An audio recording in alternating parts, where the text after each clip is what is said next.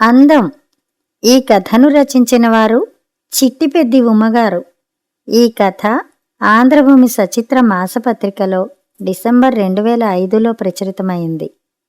ఒసేయ్ అర్చన, కాస్త ఇలా వచ్చి ఊరగాయ జాడిని అటక మీద నుంచి దించవే, రాత్రికి ఊరగాయ ముక్క లేదు. పర్వతమ్మ 4వసారి కూతుర్ని పిలిచింది. అర్చన ఈ లోకంలో ఉంటేగా వినిపించడానికి. మనసైన ప్రియుడు నవలలో నిండా మునిగిపోయింది. పుస్తకం పూర్తయ్యే వరకు ఎంత పిలిచినా లాభం లేదని గ్రహించిన పర్వతమ్మ సణుక్కుంటూనే ఓ కుర్చీని లాక్కుని వచ్చింది, తనే జాడీని దింపుదామని. కుర్చీ మీద అడుగు పెడుతూనే కుర్చీ లోపమో పర్వతమ్మ భారీ కాయమో కాని కుర్చీ బోర్లా పడింది. పర్వతమ్మ కాలు మడతపడింది. చూస్తుండగానే పర్వతమ్మ కాలు మెల్లగా వాచిపోయింది. భరించలేని నొప్పి మొదలైంది. అర్చనకింక పుస్తకం మూయక తప్పలేదు. ఫ్రాక్చర్ కాలేదు గాని క్రేప్ బ్యాండ్ కట్టి 3 వారాలు రెస్ట్ తీసుకోమని చెప్పి పంపించాడు డాక్టరు. 4 రోజులు 4 యుగాలుగా గడిచాయి. అర్చన భావన నువ్వంటే నువ్వనుకుంటూ అన్ని పనులు సగం సగం చేయడంతో ఇల్లు నరకంలా తయారయింది. ఒరే అప్పు, నువ్వెళ్ళి కోడల్ని తీసుకురారా. పర్వతమ్మ విసుగెత్తిపోయి 5వ రోజు అప్పారావుకి పురమాయించింది. కోడలా? కోడలెవరు? అప్పారావు ఆశ్చర్యపోతూ అడిగాడు. కోడలెవరో తెలీదా? కోడలంటే నీ పెళ్ళాం. రేపు మొదటి బస్సుకి రామాపురం వెళ్ళి మైథిల్ని తీసుకురా. కట్నం పూర్తిగా ఇచ్చే వరకు అది నీ పెళ్ళాం కాదు, నువ్వు దాని మొగుడు కాదు, అది నా కోడలు కాదు అని పెళ్లిపీటల మీద నుంచి తీసుకువచ్చావు కదే. అప్పారావు అమాయకంగా ముఖం పెట్టి అడిగాడు. పర్వతమ్మకి ఒళ్ళు మండిపోయింది. తాళి కట్టావుగా, తర్వాత సంగతి తర్వాత, ముందు దాన్ని తీసుకురా. ఇంకా 2 వారాలు నేను లేవడానికి లేదు. ఇప్పుడే ఇల్లు నరకమైపోయింది. అసలు సంగతి అది అప్పారావు మనసులోనే అనుకున్నాడు. అప్పారావు పెళ్లి మైథిల్తో అయి 5 నెలలు దాటినా పర్వతమ్మ కోడల్ని ఇంకా తీసుకురాలేదు. కట్నం డబ్బు పూర్తిగా ఇస్తే గాని ఇంటి గడప తొక్కొద్దని మైథిలి తండ్రి బుల్లిరాయుడు గారికి గట్టిగా వార్నింగ్ ఇచ్చింది. కూతురికి ఎలాగైనా పెళ్లి చేసేయాలన్న తపనతో బుల్లిరాయుడు గారు పర్వతమ్మ చెప్పిన దానికల్లా అడిగిన దానికల్లా తలూపాడుగాని ఆయనకంత స్తోమత లేదు. ఆఖరికి కట్నం డబ్బు ఓ 20,000 తక్కువ పడింది. పెళ్ళయ్యాక చల్లగా ఇంక ఇవ్వలేనని చేతులెత్తేశాడు. పర్వతమ్మ అగ్గిమీద గుగ్గిలమై పెళ్లితంతో అవుతూనే అప్పారావును లాక్కు వచ్చేసింది. పెళ్లి అర్థాంతరంగా ముగిసినందుకు అప్పారావు అట్టే బాధపడలేదు. చీకట్లో నుంచుంటే మనిషి ఉన్న జాడ కూడా లేకుండా నలుపులో నలుపుగా కలిసిపోతుంది మైథిలి. అంత చిక్కటి రంగు మైథిలిది. తారు డబ్బా, తానికి తోడు పిప్పళ్ల బస్తాలా లావు.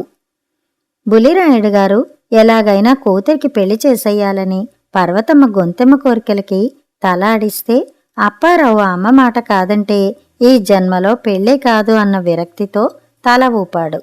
పిల్ల కాస్త నలుపు అయితేనే మొహంలో కళ ఉంది, కాస్త ఒళ్ళుగా ఉంటుంది అయితేనే ఆ జడ నిగనిగలాడుతూ జెర్రిగొడ్డులా అంత లావున మోకాళ్ల దాకా ఉంది. ఈ రోజుల్లో అమ్మాయిలకి జుట్టే ఉండడం లేదు. కళ్ళు కలవరేకుల్లా వెడల్పుగా చెంపల చివర్లనంటుకుంటున్నాయి. సంసార పక్షం పిల్లకే. పర్వతమ్మ అన్ని ప్లస్ పాయింట్లు చూపించాక ఆఖరికి అప్పారావు కూడా మైథిలి బాగానే ఉందనిపించింది. 4 ఆడపిల్లల మధ్య ఒక్కడే కొడుకు పర్వతమ్మ సీతారామయ్యలకి. అందుకే అందరి ఆశలు అప్పారావు మీదే. అప్పారావుకి 2 అక్కలు, 2 చెల్లెళ్ళు. అప్పారావు పెళ్లి ద్వారా ఘనంగా ఆడపడుచు కట్నాలు రాబట్టుకోవాలని అక్కలు చెల్లెళ్ళు ఆశపడితే ఒక్కగానొక్క కొడుకు కాబట్టి వీలైనంత ఎక్కువ కట్నం గుంజాలన్నది పర్వతమ్మ కోరిక. సీతారామయ్య మాటకి ఇంట్లో విలువ లేదు కాబట్టి ఆయన మనసేంటో ఎవరికీ తెలియదు. అందరి కోరికలు తీర్చే సంబంధం ఒక్కటి రాకపోవడంతో 1/2 డజను ఏళ్లుగా ఏడాదికి 10 సంబంధాల చొప్పున చూసినా అప్పారావుకి పెళ్లి గడియలు రాలేదు. పుచ్చుకునేవాళ్లకు కోరికలు ఉన్నప్పుడు ఇచ్చేవాళ్లకి కోరికలుంటాయిగా. పోస్టాఫీసులో గుమస్తా ఉద్యోగం చేస్తున్న అప్పారావు అందగాడైనా అంత ధర పలకడని కొన్ని బేరాలు వెనక్కు వెడితే ఎదుగు బొదుగు లేని ఉద్యోగం అని కొన్ని సంబంధాలు వెనక్కి వెళ్ళిపోయాయి. మీరే వెళ్ళి చూసిరండి, నాకు సెలవు లేదు. అప్పారావు 25 మంది అమ్మాయిల్ని చూశాక విసుగెత్తిపోయా అన్నాడు. ఎలాగో తన అభిప్రాయం రెండో ప్రిఫరెన్సే. నువ్వు లేకుండా ఎలా రా అప్పయ్యా? అయినా 4 సార్లు పిల్లని చూస్తామనడం ఏం బావుంటుంది? పర్వతమ్మ సాగదీసింది. అసలు సంగతి ఏమిటంటే అప్పారావు లేకుండా కూడా కొన్ని సంబంధాలు చూసి వచ్చారు పర్వతమ్మ ఆవిడ కూతుళ్ళు. కాని ఆ పెళ్లి చూపుల తీరు కాస్త తేడాగానే ఉంది. పెళ్లి కొడుకు లేని పెళ్లి చూపులు అంటే స్వీట్లు, హాట్లు, మర్యాదలు ఏదో పేరుకే అన్నట్టు ఉండేవి. కాఫీ తాగుతారా అని 4 సార్లు అడిగి మరీ మొహమాటానికి పోకుండా తాగుతాం, కతికితే అతకదలాటి చాదస్తాలు మాకు లేవు అంటే అప్పుడు తప్పదన్నట్టు నీళ్ల టీయో కాఫీయో వచ్చేది. అందుకే అప్పారావు లేకుండా పెళ్లి చూపులకు వెళ్లకూడదన్న నిర్ణయానికి వచ్చారు పర్వతమ్మ అండుకో. అప్పారావు పెళ్లి చూపుల కథలు వాళ్ల ఊరికి ఇటో 50 మైళ్ళు అటో 50 మైళ్ళు వ్యాపించడంతో దగ్గర ఊళ్ళో వాళ్ళెవ్వరూ వాళ్ల ఇంటి గుమ్మం తొక్కడం మానేశారు. బ్రహ్మచారి ముదిరినా బెండకాయ ముదిరినా సామెత ఎవరైనా గుర్తు చేయబోతే గయ్యమనేది పర్వతమ్మ. మొన్ననేగా 25 నిండాయి, మగవాడికి అదో వయసా? అయినా పూర్వాషాఢ వాళ్ళకి కాస్త ఆలస్యం అవుతుందని గుళ్ళో శాస్త్రులుగారు అన్నారు. అప్పారావు వయసును 5 ఏళ్లు తగ్గించేసింది పర్వతమ్మ. ఆఖరికి అనుకున్నంత కట్నం, కోరుకున్న ఆడబడిచ లాంఛనాలు ఇస్తామన్న బుల్లిరాయుడి గారి సంబంధం ఖాయం చేసుకున్నారు. అప్పారావు అమ్మాయి అంత బావుండలేదు అని అనబోయి ఏదో ఒకటి అసలు పెళ్ళంటూ అవుతోంది, అదే చాలు అని నోరు మూసుకున్నాడు. మర్నాడు అప్పారావు మొదటి బస్సుకి వెళ్లే వరకు పర్వతమ్మ కోడలని పలవరిస్తూనే ఉంది. అప్పారావు రామాపురం అత్తగారింట్లో అడుగు పెట్టగానే ఆ ఇంట్లో కొత్త ఉత్సాహం, సంతోషం వెల్లివిరిశాయి. బుల్లిరాయుడు గారు అల్లుణ్ణి ఆప్యాయంగా పలకరించి మర్యాదలు చేశాడు. బావమరుదులు మరదళ్ళు బావా బావా అంటూ అప్పారావు చుట్టూ తిరిగారు. బుల్లిరాయుడు గారికి మైదిలి పెద్దమ్మాయి, ఆ తర్వాత 3 అబ్బాయిలు, ఇంకో 2 అమ్మాయిలు. 14 ఏళ్ల వయసులో తల్లి పోవడంతో మైదిలి తమ్ముళ్ళని చెల్లెళ్ళని పెంచింది. మైదిలి వాళ్ళకి ఓ రకంగా అమ్మే. ఇంట్లో చాకిరీ కోసమైనా మైదిల్ని తీసుకువెళ్తాననడంతో అందరిలో ఆనందం పొంగింది. చిన్న చితక ఉద్యోగాలు చేస్తున్న 2 బావమరుదులు కట్నం డబ్బు త్వరలో ఇస్తామని ప్రామిస్ చేశారు. రాచమర్యాదలు అంటే ఏమిటో అర్థమైంది అప్పారావుకి. అలాగే ఆప్యాయత అన్న పదానికి నిర్వచనమూ తెలిసింది. ఒక్కరోజైనా ఉండాల్సిందే అని అందరూ పట్టుపట్టడంతో అప్పారావు అత్తగారింటి సుఖాన్ని ఆస్వాదించి మర్నాడు మైథిలిని తీసుకుని ఇంటికి వచ్చాడు. ఇంటికి వస్తూనే పనిలో జొరబడింది మైథిలి. ఇంట్లో అడుగు పెట్టగానే పమిట కొంగు నడుం చుట్టూ బిగించి పరపరా పనిచేయడం మొదలుపెట్టిన మైథిలిని చూడగానే అందరి ప్రాణాలు కుదుటపడ్డాయి. మొదట్లో ఇంట్లో దొర్లుతున్న తారు డబ్బాలా కనిపించిన బొంగరంలా తిరుగుతూ అందరికీ అన్నీ అమరుస్తున్న మైథిలి అందరికీ తల్లో నాలుక అయ్యింది. పర్వతమ్మకి కావలసినవన్నీ చూసుకోవడంతో పాటు ఆడబడుచులకి కాలేజీ టైంకి అన్నీ అమర్చిపెట్టేది. భావన, అర్చన వదినా వదినా అంటూ మైథిలి చుట్టూ తిరిగి నైస్గా ఆఖరికి తమ డ్రెస్సులు ఇస్త్రీ చేయించుకోవడం మొదలుపెట్టారు. 2 రోజుల్లో ఇంటి స్వరూపాన్నే మార్చేసింది మైథిలి. మూల మూలల నుంచి ఇంటిని శుభ్రం చేసి ఇంట్లో వస్తువులన్నీ ఓ పద్ధతిలో సర్ది ఇల్లు కళకళ్లాడేట్టు చేసింది. ఇంట్లోనే కాదు, ఇంటి బయట స్వరూపము మార్చేసింది. ఇంటి ముందున్న స్థలం, వెనక ఉన్న పెరడు అన్నీ శుభ్రం చేసి మొక్కలన్నీ ఓ క్రమంలో సర్దింది. పాదులు కట్టి గొప్పులు తవ్వింది. పండుటాకులు చెత్తా చెదారంతో చీదరగా ఉండే పెరడు కొత్త కళ్ళని సంతరించుకుంది. పూట పూట రుచిగా కంచంలో పడుతున్న పదార్థాలు భోజన ప్రియుడైన అప్పారావు మనసును దోచేశాయి. సీతారామయ్య గారికైతే కోడలు ప్రాణమైపోయింది. ఇల్లు తీర్చిదిద్ది రుచిగా వండిపట్టే కోడలు మైథిలి అంటే ప్రత్యేకమైన అభిమానం, ప్రేమ ఆయనకి. తినగా అన్నట్టు చూడగా చూడగా మైథిలి మొహంలో నిజంగానే కళ కనిపిస్తోంది అప్పారావుకి. చిన్న చిరునవ్వుకి లోతుగా సొట్టలు పడే బుగ్గలు, తాచుపాముల లయబద్ధంగా ఊగే జడ, గుండ్రటి మొహం, చక్కని పలువరస, కాస్త లావు అయినా కాస్త నలుపు అయినా మైథిలి చక్కటి పిల్లే. ముఖ్యంగా తెల్లగా తళతళ్లాడుతూ కాంతులేనే కళ్ళు మరీ బాగుంటాయి అనుకున్నాడు అప్పారావు. ఒరేయ్, ఏదో తప్పక ఇంట్లో జరక్క దాన్ని పిలిపించాల్సి వచ్చింది. కాని దాని మాయలో పడకు. రేపు ఇంకో నెల ఆగితే మీ చిన్నక్క పురిటికి వస్తుంది. ఇంట్లో చచ్చేంత చాకిరి కొన్నాళ్లుంచుకుని పంపిద్దాం. ఎలాగూ కట్నం వంక ఉందిగా, మంచి అందమైన అమ్మాయిని చూసి నీకు మళ్ళీ పెళ్లి చేస్తాను. పర్వతమ్మ అప్పారావుని మైథిలిని తీసుకురావడానికి ముందే హెచ్చరించింది. ఏమిటే పర్వతం, ఈ పిల్ల నీ కోడలు పెళ్లి చూపులకెళ్ళి కళ్ళు మూసుకున్నారేమిటి ఇంట్లో అందరూ? పర్వతమ్మకి అక్కవరసైన భానుమతి ఓ రోజు వాళ్ళింటికి వచ్చి బుగ్గలు నొక్కుకుంది. ఏం చెప్పమంటావక్క, మోసం చేశారు, అంతా మా కర్మ. దీని చెల్లెల్ని చూపించి ఊ అన్నాక పెళ్లిలో దీన్ని కూర్చోబెట్టారు. పర్వతమ్మ నమ్మకంగా కథ అల్లి కళ్ళు ఒత్తుకుంది. అప్పారావు తల్లి మాటలు విని నిర్ఘాంతపోయాడు. తను విన్నా.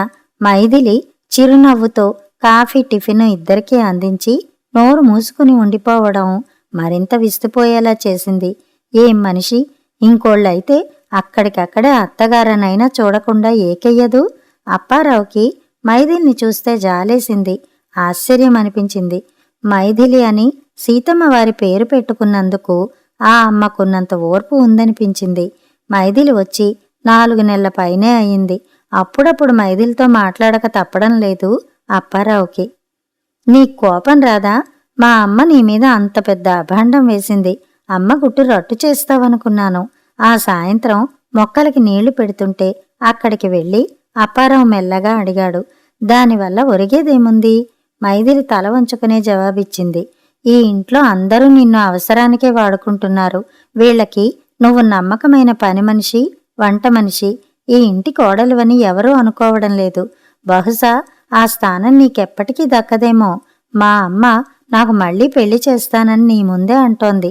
నీ కోపం రాదా? రోషం లేదా? ఆవిడని తప్పు పట్టడం ఎందుకు? అత్తయ్య అనేది సబబే. మీకు నేను తగను. అయినా మన మధ్య ఏం సంబంధం ఉందని బాధపడను.